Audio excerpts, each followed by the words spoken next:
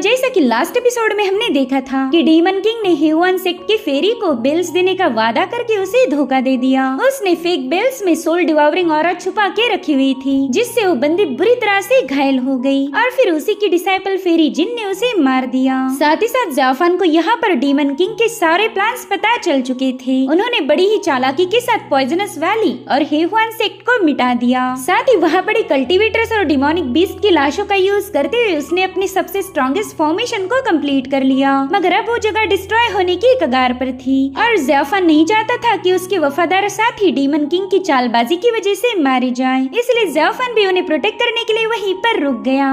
अब आगे तो इस एपिसोड की शुरुआत उसी सीन से होती जहाँ पर ब्लड डिवावरिंग फॉर्मेशन वहाँ की सारी ब्लड एसेंस को काफी तेजी के साथ एब्जॉर्ब कर रहा था। अगर ऐसा ही चलता रहा तो थोड़ी देर में वो फॉर्मेशन इस पूरी जगह को ब्लास्ट कर देगा। जाफान भी इस फॉर्मेशन को देखकर काफी ज्यादा पैनिक हो चुका था। उसे पता है कि जैसे इस पर लिखे गए इंस्क्रिप्शन पूरी तरह से फिल हो जाएंगे, ये फॉर्मेशन अपनी फुल फोर्स से यहाँ पर हमला कर देगा। ये पूरी की पूरी पॉइजनस वैली इसके चपेट में आएगी, इसलिए मुझे जल्दी से अपने दोस्तों को लेकर यहाँ से निकलना होगा। जाफान के सामने फॉर्मेशन तो एक मुसीबत था, लेकिन उसके सामने दूसरी बहुत बड़ी मुसीबत है डिमोनिक बीस्ट, जो कि अपने डीमन किंग के साथ वहाँ पर पहुंच चुके थे। उस डिमोनिक किंग की डोमिनेटिंग ऑरा को देखकर जाफान कह रहा था कि हमारे पास काफी कम वक्त बचा है, हमें जल्दी से इससे निपटकर यहाँ से भागना होगा। इसलिए जाफान फटाक से उस डिमोनिक किंग पर अटैक करने के लिए रवाना हो गया। इधर वो डीमन किंग अपने खतरनाक पॉइजन से उसकी डिसाइपल्स पर अटैक कर रहा था। जो भी उसकी पॉइजन के चपेट में आया वो बड़ी ही भयानक मौत मारा गया। वहीं पर जाफान ने अपनी ब्लड डिवावरिंग पावर का यूज करते हुए उस डीमन किंग पर जोरदार हमला कर दिया, जिससे वहाँ पर काफी स्ट्रॉन्ग इवल एनर्जी रिलीज हो रही थी। हालांकि इस डीमन किंग को हराना बिल्कुल भी आसान नहीं, क्योंकि इसके पास सेल्फ हीलिंग एबिलिटीज थी। राइचस पाथ के लोग तो इसे मारने में फेल हो गए थे, मगर जाफान की बात ही कुछ और है। वो पूरी तरह से इस डीमन किंग पर हावी हो गया था। वो डीमन किंग तो अब काफी ज्यादा भड़क गया था, जिसके चलते वो वहाँ पर अपना पॉइजनस स्मोक रिलीज करने लगा। जाफान अपने लोगों को बता रहा था कि इस पॉइजनस स्मोक को बिल्कुल भी इनहेल मत करना, मगर फिर भी उसके कुछ बंदे इस स्मोक की वजह से पूरी तरह से अफेक्ट हो गए। जाफान उस डीमन किंग को केयरफुली ऑब्जर्व करते हुए कह रहा था कि मैंने इसे अभी बुरी तरह से घायल किया था और इसने पॉइजनस स्मोक रिलीज करते हुए अपनी मैजिकल पावर का यूज करना बंद कर दिया, यानी कि जरूर से इस पॉइजन का इस डीमन के साथ कोई न कोई कनेक्शन है। दरअसल जाफान को अभी तक पता ही नहीं था कि ये डीमन इस पॉइजन का यूज करके खुद को हील कर रहा है। वही दूसरी तरफ लीजोंग पर इस पॉइजन का असर दिखने लगा था, तो जाफान उसे समझाने लगा कि तुम्हें अपने माइंड को काम रखना होगा। जाओ तुम जाकर घायल डिसाइपल्स को रेस्क्यू करो, और हाँ याद रखना तुम्हें अपनी मैजिकल पावर का यूज करके इस पॉइजन के इफेक्ट को कम करना होगा, वरना ये पॉइजन तुम पर पूरी तरह से हावी हो सकता है। साथ ही अपनी माना पावर का यूज करके इसे ब्लॉक करते रहो। तो लीजोंग अपनी सीनियर के ऑर्डर को फॉलो करते हुए तुरंत ही वहाँ से रवाना हो गया। वहीं पर जाफान ने अपने परसेप्चुअल विजन को एक्टिवेट कर दिया, जिसके चलते वो डीमन किंग की बॉडी पर हुई इंजुरीज को काफी क्लियरली देख सकता था। और यहाँ पर जाफान को पता चला कि इस डीमन किंग पर तो कई सारे घाव हैं। दरअसल ये सारे हमले किए थे राइचस पाथ के डिसाइपल्स ने, मगर फिर भी वो इस डीमन किंग को मारने में फेल हो गए थे। साथ ही जाफान ने नोटिस किया कि ये डीमन किंग पॉइजनस फॉग का यूज करके खुद को हील कर रहा है, यानी कि पॉइजनस स्मोक बस उसकी हीलिंग का एक मटेरियल था। साथ ही इस पॉइजन का यूज करके डीमन किंग दूसरों को अफेक्ट कर उनकी सारी एनर्जी को अपनी तरफ खींच सकता है, ताकि उसकी हीलिंग प्रोसेस स्पीड अप हो जाए। तो इस तरह से जाफान ने इस डीमन किंग की स्ट्रेंथ का पता लगा लिया। साथ ही साथ उस डीमन किंग के माथे पर लगी हुई आँख ही उसकी माना का सोर्स थी, यानी कि इस वनाई का यूज करके ही ये डीमन अभी तक सरवाइव कर पाया। मगर अब उसकी वनाई पर काफी सारे क्रैक्स पड़ गए थे, तो जाफान ने डिसाइड किया कि इसकी वनाई हील होने से पहले ही उस पर हमला करना होगा, तभी जाकर हम उसकी माना को डिस्ट्रॉय कर सकते हैं। इसलिए जाफान ने जल्दी से अपनी फायर बर्निंग ब्लड डिवावरिंग पावर को एक्टिवेट करते हुए अपनी मेज सीधा उस डीमन किंग के मुंह में घुसा दी, ताकि वो चाहकर भी उसे निगल ना पाए। और फिर इसी मेज की पावर का यूज करते हुए जाफान ने उसे जमीन पर उल्टा पटक दिया, जिससे वहाँ पर एक बहुत बड़ा ब्लास्ट हो गया था। वेल उसके माथे पर बनी हुई आँख पर ही जाफान ने निशाना लगाया था, ताकि उसे मारने में आसानी हो जाए। वहीं पर जाफान के डिसाइपल भी उस डीमन किंग पर मुसलसल स्लैश अटैक रिलीज कर रहे थे। उनका इरादा था कि इस डीमन किंग को इतना घायल किया जाए कि उसे हीलिंग करने का मौका ही ना मिले। वहीं पर जाफान बस इस डीमन किंग की मौत का इंतजार कर रहा था। लेकिन उस वक्त ज़ेऑफन काफी ज्यादा सरप्राइज्ड हो गया जब उसने देखा कि डीमन किंग तो अभी भी जिंदा है। साथ ही ज़ेऑफन को पता था कि अभी डीमन किंग उन पर जोरदार अटैक करने वाला है, इसलिए ज़ेऑफन अपने लोगों को जल्दी से पीछे हटने के लिए बता रहा था। मगर तब तक वो डीमन किंग उन पर हमला कर देता है, जिसमें ज़ेऑफन के कई सारे साथी घायल हो गए। जो डिसाइपल उस पॉइजन के सीधे कांटेक्ट में आए थे वो तो वहीं पर जल के राख हो गए। इसलिए ज़ेऑफन सीधे जाकर अपनी ब्लड डिवावरिंग पावर का यूज करते हुए उसके पॉइजन के फ्लो को रोकने लगता है। उन दोनों में एक जबरदस्त क्लैश हो चुका था।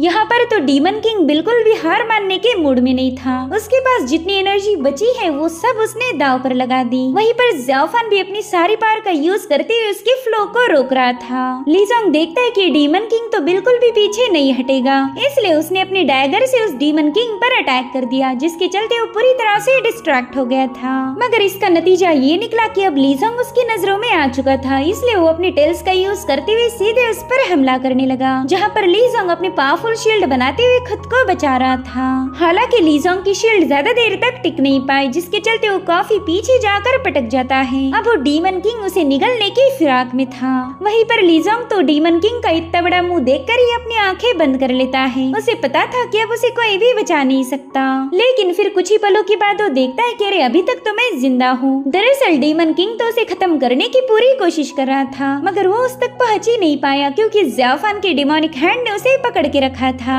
ज़ेऑफन लीजोंग को किसी भी कीमत पर खोना नहीं चाहता, इसलिए उसने अपनी पूरी इवल पावर का यूज करते हुए उस डीमन को रोक के रखा, जो देखकर वो डीमन किंग उस पर काफी ज्यादा भड़क जाता है। साथ ही साथ ज़ेऑफन ने अपने डिसाइपल्स को हुक्म दिया कि जल्दी से फॉर्मेशन को सेटअप करो। उसके एक ही इशारे पर उसके डिसाइपल्स ने अपनी पावर्स का यूज करते हुए वहाँ पर एक फॉर्मेशन क्रिएट कर लिया, जिसके हेवी प्रेशर के नीचे वो डीमन किंग सप्रेस होने लगता है। वो चाहकर भी आसानी के साथ इस फॉर्मेशन से बाहर नहीं निकल सकता था, और इसी मौके का फायदा उठाते हुए ज़ेऑफन ने अपने पावर्स को एक्टिवेट कर दिया। उसने अपनी ब्लड डिवावरिंग मेस का यूज करते हुए सीधे उस डीमन किंग की आंख पर निशाना लगाया। ज़ेऑफन के इस हमले की वजह से तो वो डीमन किंग मछली जैसा तड़प रहा था। हालांकि अभी तक उसकी मिडल आई ब्रेक नहीं हुई थी, तो ज़ेऑफन अपनी पूरी ताकत लगाते हुए उस पर हमले करने लगा। और उसी वक्त ज़ेऑफन की स्टोरेज बैग में पड़ी हुई फ्लेम डिस्क अपने आप एक्टिवेट हो गई। उस आर्टिफैक्ट ने भी ज़ेऑफन के साथ मिलकर अपनी यांग एनर्जी का यूज करते हुए इस डीमन के आई पर अटैक कर दिया, और फिर वहाँ पर एक जोरदार धमाका हो गया। फ्लेम डिस्क की यांग एनर्जी उस पूरी जगह पर फील हो गई। इतना ही नहीं, डीमन किंग की आंख भी ब्रेक हो गई थी, और इस तरह से ज़ेऑफन ने एक ऐसे डीमन को खत्म कर दिया जिसे मारना ही इम्पॉसिबल था। वहीं पर लीजोंग भी अपने लीडर की ऐसी पावर देखकर काफी ज्यादा हैरान हो जाता है। वो कह रहा था कि शायद यही हेवनली बुक की पावर का कमाल होगा, जिसमें मेरे सीनियर ने महारत हासिल की है। अगर ये कल्टीवेशन में ऐसे ही आगे बढ़ते गए तो शायद एक दिन ये डीमन किंग सेक्ट के लीडर को भी हरा देंगे। और गाइस वाकई ये प्रेस करने वाली बात थी, क्योंकि राइचस पाथ के सभी डिसाइपल मिलकर भी इस डीमन किंग को मार नहीं पाए थे, और ये काम अकेले ज़ेऑफन ने ही कर दिखाया। अब वहाँ मौजूद जो छोटे मोटे डिमोनिक बीस्ट थे वो तो ज़ेऑफन को देखकर ही डर के मारे पीछे हटने लगे। साथ ही साथ ज़ेऑफन के सभी लोग उसके लिए चीयर्स कर रहे थे। उन्हें पता था कि अगर ज़ेऑफन यहाँ पर नहीं होता तो कब का उस डीमन किंग का शिकार बन जाते। यहाँ पर ज़ेऑफन बस उस फ्लेम डिस्क को देखकर सोच में पड़ गया कि आखिर ये अपने आप एक्टिवेट कैसे हो गई। वो कह रहा था कि मैंने तो इस आर्टिफैक्ट को एक्टिवेट भी नहीं किया था, मगर फिर भी इसने खुद होकर अपनी सन पावर का यूज करते हुए डीमन किंग को मारने में मेरी मदद की। कहीं इस फ्लेम डिस्क का इन डिमोनिक बीस्ट के साथ कोई कनेक्शन तो नहीं है? और गाइस वाकई ये फ्लेम डिस्क की मिस्ट्री काफी ज्यादा इंटरेस्टिंग होने वाली है, जो कि हमें आने वाले एपिसोड्स में पता चलेगी। अब सीन शिफ्ट होकर हम देख पाते हैं जियो को, जो कि अपने पीछे तूफान लेकर वैली के पास पहुंच चुकी थी। दरअसल उसने यहाँ आते एक फ्लाइंग डिमोनिक बीस्ट को खत्म कर दिया था। वेल जियो की यहाँ आने का बस एक ही मकसद है, वो जानना चाहती थी कि आखिर सभी डिमोनिक बीस्ट पॉइजनस वैली की तरफ ही क्यों आगे बढ़ रहे थे। सो अब जियो ने यहाँ पर डीमन किंग ने सेटअप किए हुए एक खतरनाक फॉर्मेशन को भी देख लिया। उसी वक्त एक डिमोनिक बीस्ट उस पर स्नीक अटैक करने के लिए पहुंच चुका था, मगर जियो ने बड़ी स्टाइल के साथ पीछे मुड़ते हुए वहाँ की जमीन को ब्रेक कर दिया। इन्हीं फ्लोटिंग रॉक का फायदा उठाते हुए जियो ने अपनी तलवार सीधे उस डिमोनिक बीस्ट के आर पार घुसा दी थी। वेल इसका काम तो तमाम हो गया था, लेकिन तब तक दो और बीस्ट जमीन फाड़ कर ऊपर आ जाते हैं। तो यहाँ पर जियो अपनी फ्रॉस्टिंग टेक्निक का यूज करते हुए जमीन से आइस लेंसेस को बाहर निकालने लगी, जो कि इतनी ज्यादा तेज थी कि 100 तलवारें भी उनके सामने फीके पड़ जाएं। देखते ही देखते उस पूरी जगह पर आइस लेंसेस ने कब्जा कर लिया था। तो इस तरह से जियो ने उन डिमोनिक बीस्ट का काम तो तमाम कर दिया, मगर वो ज़ाफान को लेकर थोड़ी सी फिक्रमंद थी। उसे समझ नहीं आ रहा था कि आखिर ज़ाफान इन सारे डिमोनिक बीस्ट को पॉइजनस वैली में लेकर क्यों आया होगा। इसलिए अब वो सच्चाई का पता लगाने के लिए सीधे वैली में एंटर कर देती है। वही दूसरी तरफ ब्लड डिवावरिंग फॉर्मेशन पर लगे हुए इंस्क्रिप्शन पूरी तरह से फील हो रहे थे। बस थोड़ी देर की बात थी, फिर ये फॉर्मेशन अपने आप ब्लास्ट होकर इस पूरी वैली को उड़ा देगा, जिसके साथ वो सारे डिमोनिक बीस्ट भी मारे जाने वाले थे। और अगर ये लोग भी यहाँ से बाहर निकलने में फेल हो गए तो फिर डिमोनिक बीस्ट के साथ इनका भी काम तमाम हो जाएगा। इसलिए ज़ाफान अपनी टीम के पास चला गया। वो देखता है कि उनकी हालत तो काफी ज्यादा खस्ता हो चुकी। उनमें से कुछ लोग तो बिल्कुल भी चल नहीं पा रहे थे। तो ज़ाफान उनसे कहने लगा, मैं जानता हूँ तुम लोग दर्द में हो, लेकिन अगर तुम्हें सरवाइव करना है तो यहाँ से निकलना होगा। यहाँ पर डिमोनिक बीस्ट की टाइड थोड़ी देर में पहुँचने वाली है। इधर लीजोंग बता रहा था कि इन डिमोनिक बीस्ट के होते हुए हम वैली से भाग नहीं सकते, जिस पर ज़ाफान कहता है कि हमेशा एक बात याद रखो, ये हेवन काफी ज्यादा बेरहम है। यहाँ पर हम इंसानों को बस कीड़े मकोड़े जैसे ट्रीट किया जाता, और इस हेवन के जैसे कुछ इंसान भी हैं जो कि खुद को बचाने के लिए अपने ही लोगों को मौत के घाट उतार सकते हैं। यहाँ पर वो डीमन किंग को रेफर कर रहा था, क्योंकि ज़ाफान ने उनके लिए इतना सब कुछ करने के बावजूद भी वो उसे यहाँ पर मरने के लिए छोड़कर चले गए। हालांकि ज़ाफान हार मानने वालों में से नहीं है। वो अपने लोगों से कह रहा था कि मैं तुम्हारा वाइस लीडर हूँ, तो तुम सभी को मेरी ऑर्डर को फॉलो करना होगा। यहाँ एक जगह बैठकर अपनी मौत का इंतजार करने से अच्छा है उस मौत का मुकाबला करो। मैं चाहता हूँ कि तुम अपनी पूरी ताकत लगाते हुए रास्ते में आने वाले हर एक डिमोनिक बीस्ट का खात्मा करो, तभी जाकर हम इस पॉइजनस वैली से बाहर निकल पाएंगे। जो सुनते ही ज़ाफान के लोगों ने वैली में तहलका मचा दिया। वो सभी अपने एक्सट्रीम पावर का यूज करते हुए वहाँ पर जोरदार एक्सप्लोजन कर रहे थे, जिसकी चपेट में आने वाला हर एक डिमोनिक बीस्ट मारा गया। वहीं पर ज़ाफान भी ब्लड सर्जिंग टेक्निक का यूज करते हुए इस पूरे इलाके में मौजूद सभी डिमोनिक बीस्ट का खात्मा करने लगा। अब वहाँ पर इतना सारा ब्लड एसेंस जमा हो गया था कि फॉर्मेशन की एक्टिवेशन स्पीड भी इंक्रीज हो गई। ज़ाफान को एक सेकंड के लिए लगा था कि शायद वो अपने लोगों को लेकर यहाँ से निकल पाएगा, मगर तभी उसके सामने एक बहुत बड़ी मुसीबत आ गई। दरअसल वहाँ की जमीन ब्रेक होते हुए उसमें से कई सारे अर्थ लैंसेस बाहर निकलकर ज़ाफान के डिसाइपल्स को खत्म करने लगे। साथ ही साथ वहाँ पर रेड ऑरा फैलने लगी थी, और अब उनके सामने आ जाता है एक और डीमन किंग। उसने ज़ाफान के बंदे को अपनी मुट्ठी में दबोच लिया था, जिसके बाद वो बड़ी आसानी के साथ उसे क्रश कर देता है। उस बंदे की ऐसी हालत देखकर तो उसके साथी काफी ज्यादा पैनिक हो गए। लीजोंग के भी चेहरे का रंग पूरी तरह से उड़ गया था। वो कहने लगा कि उस पहले वाले को मारने में ही हमारे पसीने छूट गए, और ये सेकंड डीमन किंग तो उससे भी ज्यादा भयानक है। यहाँ पर वो demon king breaking the mountain roar technique का यूज करते हुए इन सबके सामने अपना डोमिनेंस शो करता है। दरअसल इस डीमन किंग को जुयान कहा जाता था, जिसका जिक्र बस एंशिएंट स्क्रिप्चर में है। और अब उस डीमन किंग ने वहाँ पर तबाही मचाना शुरू कर दी। हालांकि ज़ाफान की पूरी नजर थी वहाँ मौजूद फॉर्मेशन पर। वो जानता था कि थोड़ी देर में फुल्ली एक्टिवेट हो जाएगा, और फिर तो इनमें से कोई भी बच नहीं सकता। तो ज़ाफान ने अपने लोगों को हुक्म दिया कि जल्दी से वैली से बाहर चले जाओ। रही बात इस डीमन किंग की, तो इससे मैं निपट लूंगा।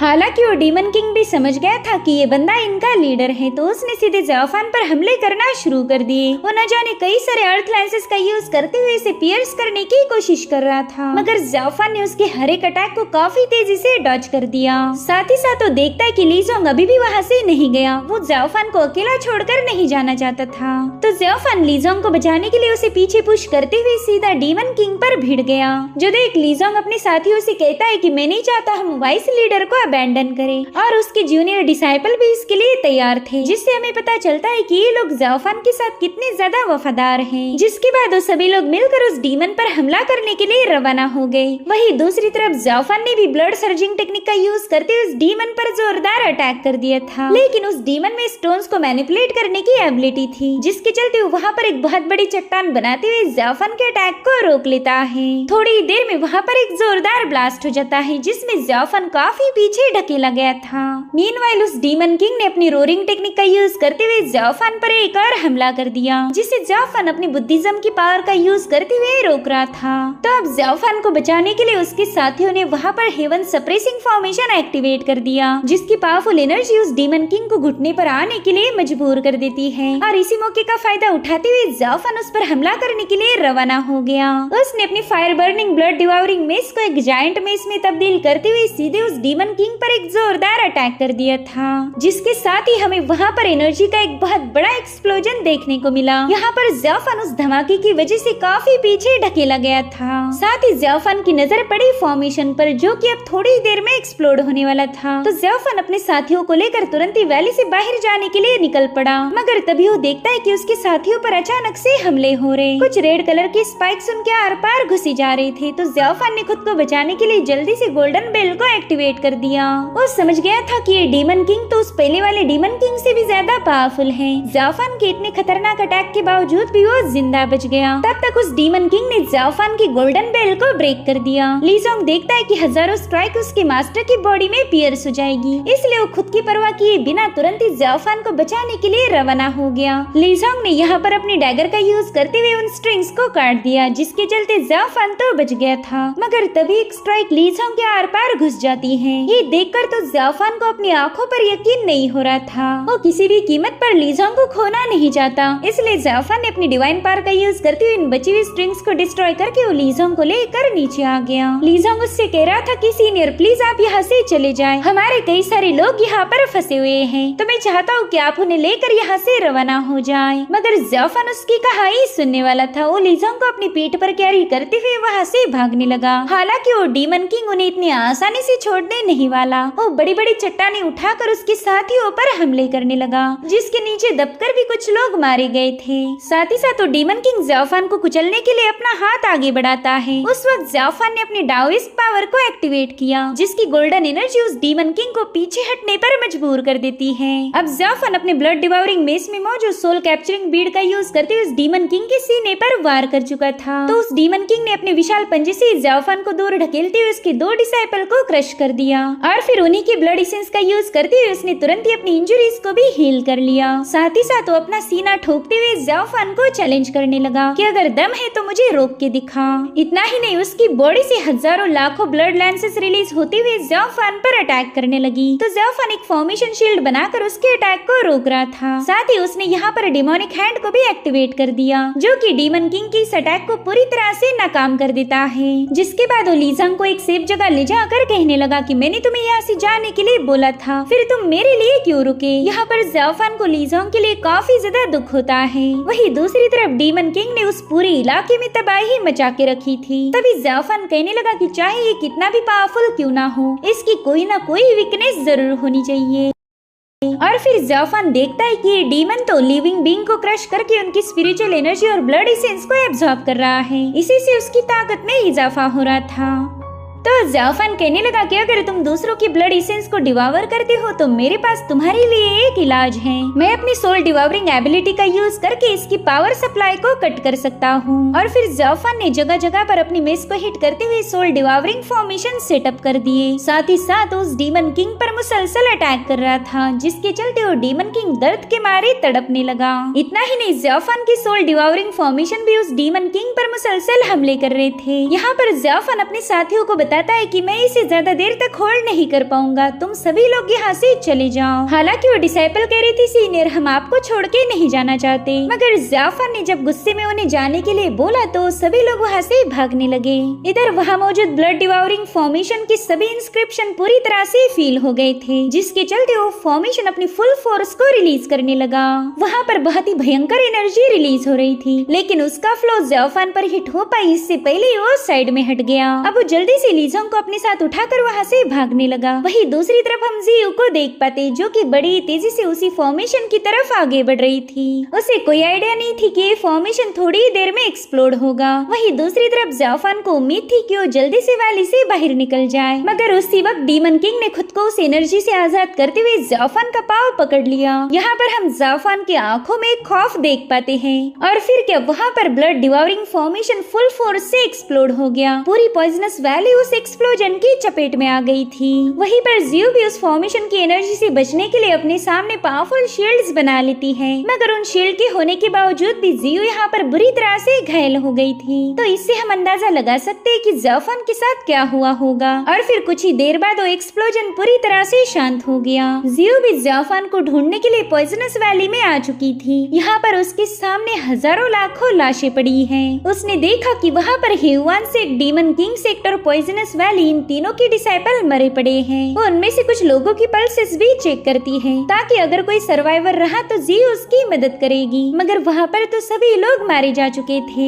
जियो काफी ज्यादा घबराती हुई वैली में भागने लगी। वो प्रे कर रही थी कि यहाँ पर ज़ेफ़ान नहीं होना चाहिए, मगर अब उसे अंदाजा हो चुका था कि तीनों डिमोनिक कल्ट इस बैटल में मारे जा चुके हैं, जिसके चलते जियो पूरी तरह से टूट गई थी। तो उसने फ्रस्ट्रेट होकर एक डिमोनिक बीस्ट पर हमले करना शुरू कर दिए। उस पर मुसलसल स्लैश अटैक रिलीज करते हुए ज़ेफ़ान से पूछ रही थी कि तुम यहाँ पर कैसे मर सकते हो? तुमने मुझसे वादा किया था कि तुम मुझे अपने साथ ले जाओगे। बताओ फिर तुमने मुझे धोखा क्यों दिया? क्यों तुम मुझे छोड़कर चले गए? यहाँ पर जियो पूरी तरह से टूट गई थी और रोते हुए ज़ेफ़ान का चेहरा याद करने लगी। उसे उनकी आखिरी मुलाकात याद आने लगी जहाँ पर ज़ेफ़ान ने उसे अपने साथ आने के लिए कहा था। यहाँ पर जियो उस डिमोनिक बीस्ट का मुकाबला कर रही थी, मगर उसका पूरा ध्यान था ज़ेफ़ान पर। वो ज़ेफ़ान के लिए जितनी ज्यादा तड़प रही थी, उसने उसका सारा फ्रस्ट्रेशन इस डिमोनिक बीस्ट पर निकाल दिया। यहाँ पर जियो ने गुस्से में आकर थंडर का एक बहुत बड़ा टोर्नेडो क्रिएट किया था, जिसकी चपेट में आने के बाद वो डिमोनिक बीस्ट दर्द से तड़पने लगा। जियो की पावर उस पूरी वैली को शेक कर रही थी। तब तक उसके साथी भी वहाँ पर आ जाते हैं। जियो ने अपनी मोहब्बत को खो दिया था और ये बस उसका शोक मनाने का एक तरीका है। उसके लिए ज़ेफ़ान को खोने का दर्द इतना ज्यादा था कि वो वहीं पर बेहोश हो गई। अब हमें कुछ दिनों बाद की कहानी दिखाई जाती है,